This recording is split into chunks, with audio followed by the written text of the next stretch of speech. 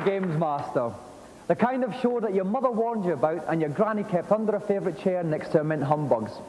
Games reviews, tips and challenges, and a lovely little souffle recipe from my Auntie Mauritia all add up to a piping hot show delivered warm into your inviting lap. Now, for the first of our game playing challenges, let's go over to a man who's had my Auntie's souffle and come back for more, the GamesMaster. Welcome to my kingdom, where games are generated and challenges conceived. I am so pleased you've been able to join me once again.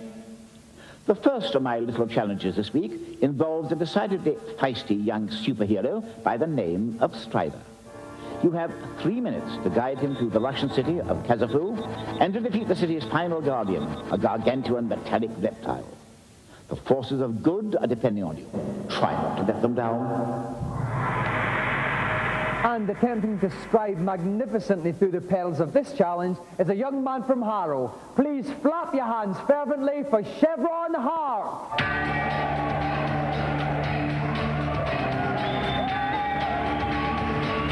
Welcome to GamesMaster Chevron. Now, I think this challenge is pretty much impossible. Are you confident? Yep. Well, I have my doubts, Chevron, but I wish you all the best. If you'd like to plump yourself in our games playing chair, we'll get ready to begin. And back again with us in the commentator's pulpit is Neil West from Sega Power. Welcome back, Neil. Hi, Dominic. Now, Neil, this is a very tough challenge. What tips can you give Chevron? Yeah, you weren't joking when you said it was near impossible. Basically, the time limit is very, very strict. Basically, one piece of advice, make full use of the power-ups. Not only can he get some extra energy, which will help him no end, but he can also pick up droids, which will march ahead of him, fly above him, and that will take out most of the baddies if he uses them properly. Okay, well, the challenge is, just to reiterate, 3 minutes to get to and destroy the end of level Guardian on level 1. It's a very tough challenge. Are you ready, Chevron? Then get striding. Okay, and he's off. Okay, now what's his first initial obstacles he's overcoming? These first few baddies are really no problem. He can just flex his arm. He's got this lightsaber, which is very, very helpful. He mustn't waste too much time kicking people from behind. Time limit's very, very strict, so you just must concentrate on keeping running. Lovely somersault. Lovely double somersault there. That scores 10 points from the Finland judge. It certainly does. Jumping's a good idea. It's faster than walking. So he's just taking a walk from that guy. Lost one energy bar there. That's right. You see the green energy bars up at the top. He started with 3. He's now down to 2. Okay, now there we go. Now we've got a droid. That will walk down ahead of him, sort out the baddies for him. The only trouble is it's quite slow, so it might hold him up. This is tricky. Now he can do 2 things. He can either wait for them to lift, which is what he did. That cost him time. He could, however, have slid underneath them. Okay. Oh my word, Charles Atlas here. How's he going to do this? Now down to the first boss. There's a definite method to this, and he's got it. You wait under there, and you just hammer him. Okay, well we're coming up to 1 minute gone. He's got 3 minutes to do this challenge. He's doing very well indeed. Climbing up again, takes that. Now he's got the droid below him, and he's got the eagle above him. That should take care of a lot of the baddies. What's this horrific, humongous thing coming? Okay, it took a hit. It took half a hit. You see one of the energy meters is down to red, so he's got 1.5 left. Climbing up here, that's there you go. He's got an extra energy bar. Humongous! But he lost it again. He lost it again. Okay, he's not doing too bad at all. He's down to half energy. He's about halfway through. Okay, 1.5 minutes as well. He's halfway through his time. He got another energy bar, and if he grabs that, he'll have a big sword. Now, he mustn't waste too much time getting that. Okay, down the hill. Okay, he's leaping to save time. Very good move. Cleverly leaped over the spider. He knew that was coming up. Okay. Now, where are we now? Right, he must crouch down, and he's got it. Is there some kind of laser defense system? That's right. Guarding the catacombs underneath. There you go. He's made it. Oh, yes. What a smooth as a That is a very, very clever move indeed. He took out the laser beam while he was falling. Very, very useful. Okay, and that's 2 minutes now. He's got 1 minute left. Oh, my, that's a lovely piece of acrobatics there from him. He took a good shortcut. He's now down to the boss. Now he's got to work out his my word, they're all jumping together. Here we go. What are they doing? Here we go. This is a caterpillar with its brandishing its... Oh my word, he's got him already. It's gone. No problems whatsoever. With 45 seconds to spare, Chevron made short work of that.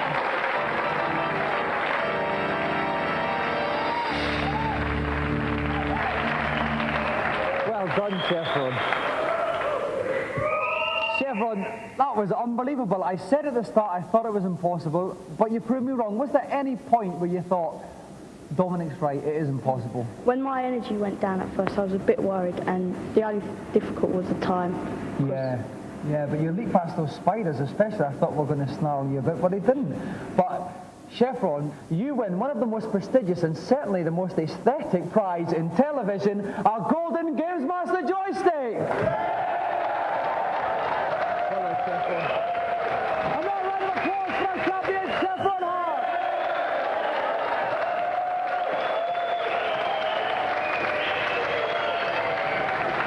And as Chevron and his joystick stride majestically into the sunset, we'll take a look at this week's reviews. This week, hold on tight and try not to eject as we look at flight simulations. First up, on the Amiga, get high as a kite with Birds of Prey. Now, Birds of Prey is really sort of the Ferrari of flight sims. I mean, you're looking at something which is so horrendously complicated that you're quite chuffed you can actually get out of the hangar and take off.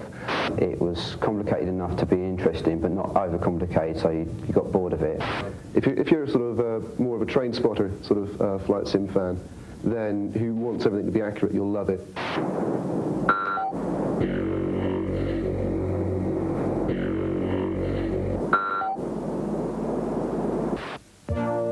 Next up on the Mega Drive, pick out those bogies with a Sidewinder or two in F-22 Interceptor.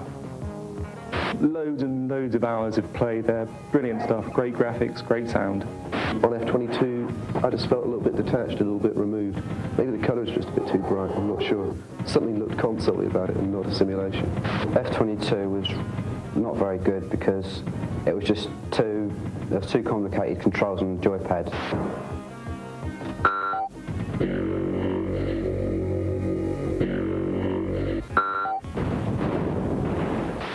Finally, on the Amiga, Pip Pip Tally-Ho whacks that moustache and chalks away in the World War I simulation Knights of the Sky. Knights of the Sky is good simply because it takes you back to the basics of seat-of-the-pants flying, as it was World War I style. The only drawback to Knights of the Sky is your enemy is a bit crap, really. I mean, one shot and they go down in loads of flames.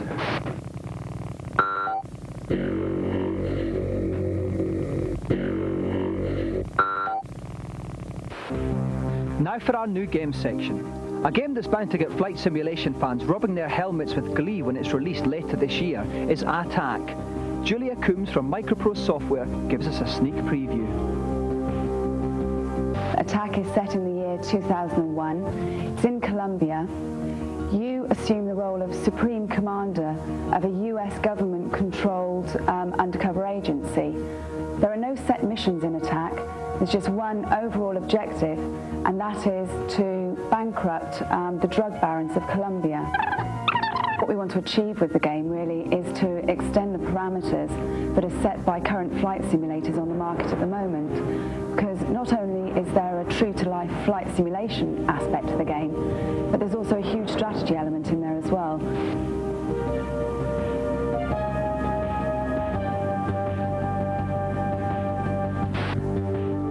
For more information about anything in the program, you can call the GamesMaster Club. We'll give you the number at the end of the show. Now we go on to our celebrity challenge, and here to detail it, once again, is the GamesMaster. Hello again. As you probably noticed by now, I'm rather partial to a bit of sport. Mens sana in corpore sano, as they say. For this week's second challenge, I thought I'd opt for a rather quirky new sport called baseball. If you don't know the rules, it's rather like our rounders. Contestants will have one innings each in which to score as many runs as possible. An innings is over when 3 batsmen are out. So keep your eye on the ball and give it your best shot. And to play this challenge, we are very lucky to have World Neo Geo Baseball Champion Emily Cash, who will be playing a husband who by some strange quirk of fate is a pretty big hitter himself, 1987 Wimbledon champion, Pat Cash.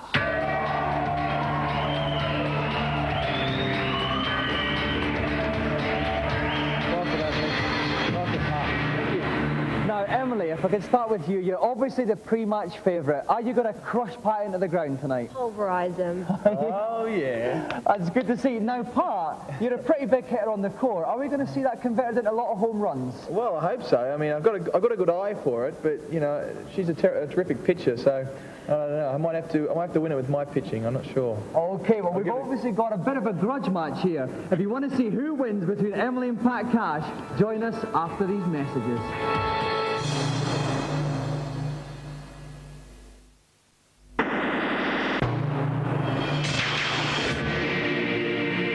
Welcome back to GamesMaster. We are ready for a thrilling baseball contest between Emily Cash, who's playing the Wildflowers baseball team, and her husband, 1987 Wimbledon champion Pat Cash, who's opted for the comic Astro Boys. With me in the commentating box is Tim Boone from Computer and Video Games Magazine. Tim, welcome to the ballpark. Hi, Dominic. Now, general tips for our two players today. 1 innings each, they've got to score quickly. Absolutely. Well, Pat's up to bat first, and he's got to hit it as hard and fast as he can. With just 1 inning, there's no time for mistakes. He's got to go for those home runs. Emily's got to pitch well, field well, which means catching the ball whenever possible and coordinating her fielders at all times. It's going to be a tense match, this. Okay, and we must remember at 1 innings each, if there's no runs, it goes down to hits. So every single swing of the bat is important. Are our competitors ready? Absolutely. Then let's play ball. And we have Emily pitching first to Pat. He's going to start off with a nice strong pitcher, I feel. And it's, a nice little sneaky pinch hit there from Pat. It's not going to be enough, he's out. First out for Pat. Okay, so comes in for the second one. Oh, again, a small hit. But he could get away with this one. It's going to be very close. She throws to the first base. Pat's running in, and he's just made it. He's safe. So we come up for third man in, and he's... a lovely little strike there. Floating, rising ball there from Emily. Emily altering her pitches very well in this game. Pat swings again, a little ground ball here. Is he going to make it? It could be a one-base hit here, and they're safe. It must be said, Emily's pitching very well.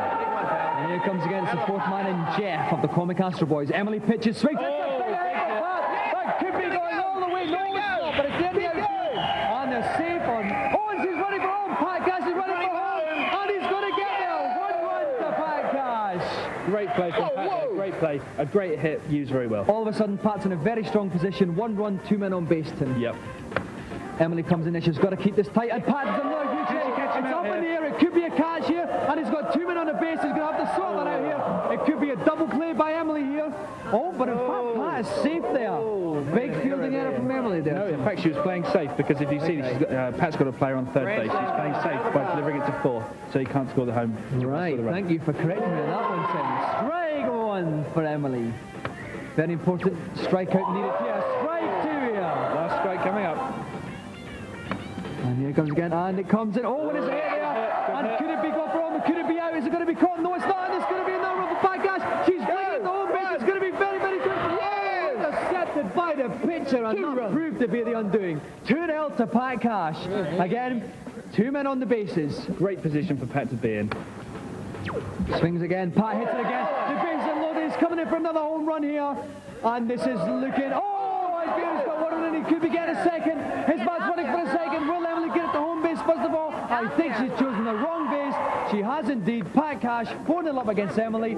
It's going to take some beating out, Tim. Yeah, absolutely. No room for mistakes in this game. Pat's now 4 up. And only 1 out here. Absolutely. Emily pitches in again. Strike 1. Maybe that one. Pitching very well, but Pat is batting extremely well. He just got the timing exactly right on this game. Nicely left by Pat Cash there. The ball missed the plate, so it was called as a ball. Swings it again. That's over the plate, but Pat hit it straight to the pitcher. Great. First base. It's out. Fantastic play. Fantastic play from Emily there. Emily got the first man out, but missed the man running to home base. Yep. And the result of this is Pat is now 5-0 up. Emily pitches in, but it's 2-0. Strike 1. 2 more strikes, and Emily is in bat. Pitches in again. Strike 2. Very important ball here. Come on. Emily pitches in. And the change. But Pat there with a total of 5 runs, 6 hits. It looks like the Comic Astro Boys are going to win this one. Yep, very little Pat could have done there against those pitches, but then again, he's 5 up now. Emily's got her work cut out. So Pat pitches in Emily, the first pitch in there. Emily hits it. Ground run for 1, but I think she's going to be out there. 1 out to Pat. Good drive. Oh dear, it's not looking good for Emily, but then Pat started off the innings with an out as well. That's right. Anything can happen. Pitches it in again. A nice little pincher there. Is she going to make it to first base? Pat's throwing the ball, and it's going to be very, very close here. And 2 out. This is where Emily needs the big hit to stay in the frame here. She's got to have a really big, she's got to go for home run. So it's up to Orchid of the Wildflowers here. Very, very nervous times here in the GamesMaster ballpark. Emily, nice little pinch run, but it's going to be very... Pat there lets Emily get the first I think base. our fielder's gone short-sighted somehow. Pat pitches into Emily, swings it. Oh, another ground hit. This is looking dangerous. This is looking very dangerous indeed. Oh, but a save. Pat hesitated slightly there. Another fielding error from Pat. Yeah, he's obviously proved he can hit them. When it comes to catching them and throwing them, oh dear, different thing altogether. Different ball game. Again, very tense here. Pat pitches in. It's a big hit from Emily. Oh my word! That could go all the way. Oh, but she's got 2 men on the base here. One of them's going to run the third. I think we're going to see it out here. One of oh, but it's throwing again. Oh my word! Emily had 2 runners running to the same base. Pat tied one of them, so it's the end of the ball game. Pat is the winner.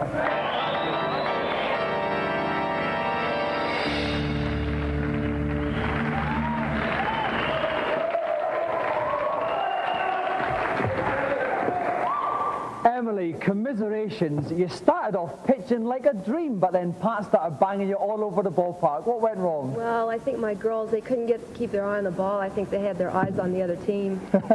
Very understandable. Pat, you big bully.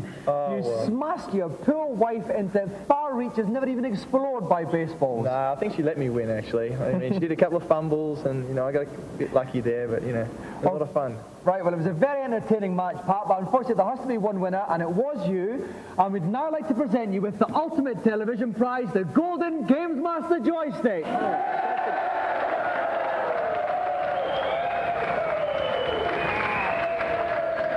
And another round of applause for Pat and Emily Cash.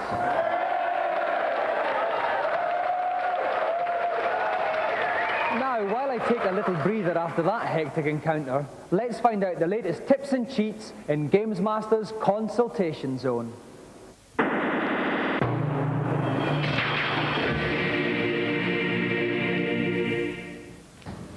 Hello, GamesMaster. Welcome to my kingdom. I am delighted to see you. And what have you got to ask me? I've been playing the game Link for several months now, and I've found a hidden town, but I cannot find a magic key. Do you know where it is, please? Do I indeed, you audacious young urchin?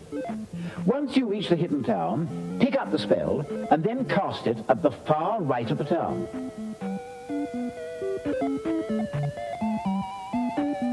That will make a door appear. Inside that door, you'll find the magic key. Thank you. Who's next, please?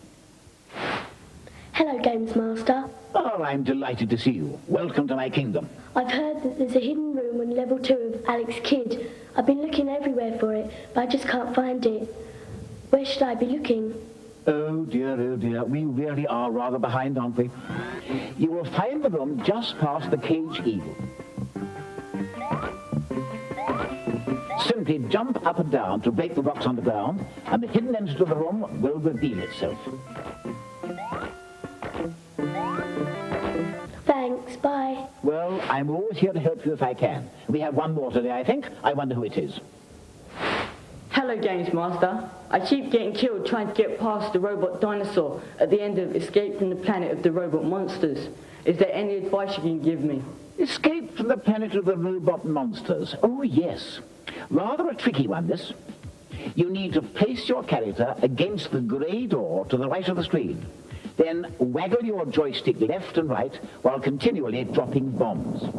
This will eventually result in you slipping through the gap in the doors and away from the troublesome beastie. Great, thanks very much. Oh, well, I'm starting to feel rather weary. Enough pearls of wisdom for 1 week, I think. But don't forget to keep the queries coming. Now we go into our eagerly awaited third challenge. Let's go to GamesMaster. After the rather frivolous antics of the previous challenge, I thought we should perhaps end tonight's show on a slightly more serious note. I've therefore plumped for a little puzzle from the game Terminator 2. You have 100 seconds in which to reassemble the robot's scrambled face. If you succeed, the face will smile. Let's hope it'll be no problemo for you. Now, we thought for a change, why not throw this challenge out to the members of our fluffy congregation here? So if there is anybody out in the audience who wants to grab their chance at a few minutes of fame by tackling the Terminator challenge, could you please thrust their arms up in an orderly manner? Now, how about that gentleman there? Would you like to come on down? Let's give him a round of applause.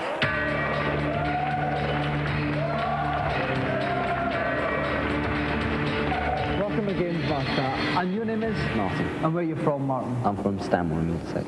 Right, now do you know the Terminator 2 game? Yeah. So you're familiar with that puzzle challenge? Yeah. If you'd like to plonk yourself down in a hot seat, we'll get ready to start the game.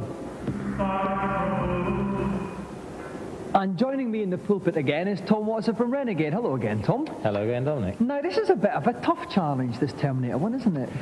It is a bit. I think we'll all recognise the game principle, but seeing it on a computer screen really does change it. And of course, there's a timer, so the player can't hang around. Okay then. Martin, are you ready? Then get solving that puzzle. Right, so Tom, what should Martin's general tactics be? We know the puzzle, but how does it change in a computer format? Well, I think one of the things here is that he really has to look at the picture at the bottom right, which will give him the clue, albeit in black and white, of what he has to do in getting Arnie's face back together again. I think one of the real differences between the original physical, we can actually see he's getting the eyebrow section in there, and he's just lining that up nicely. Right. One of the real differences here is that you don't have that sort of sense of touch and the ability to see the pieces closely. He's got 65 seconds left, so he seems to be doing okay. They seem to be forming into a sequence. Right, that's good. The eye's going into place now. He's getting the flesh areas together. You can see a part of the nose.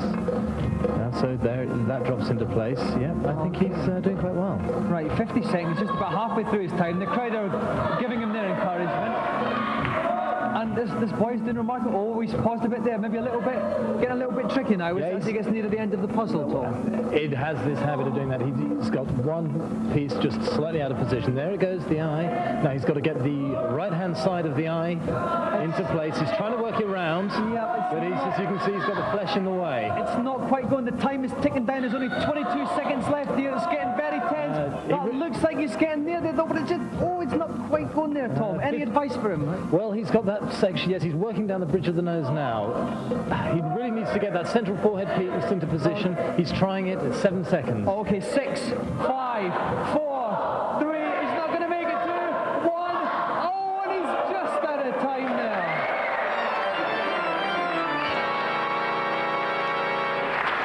Commiserations, Martin. At one stage there, it looked very, very close. What went wrong? Well, as I got closer to the end, the pieces were harder to spot where they actually went, and I couldn't slot them in together. Well, we were all oohing and eyeing, everybody here. You put up an incredibly good show. Thank you very much for coming in to play GamesMaster. Martin. And that's all for tonight's show. I'm off for an Earl Grey. Keep snug and warm till next week. Good night.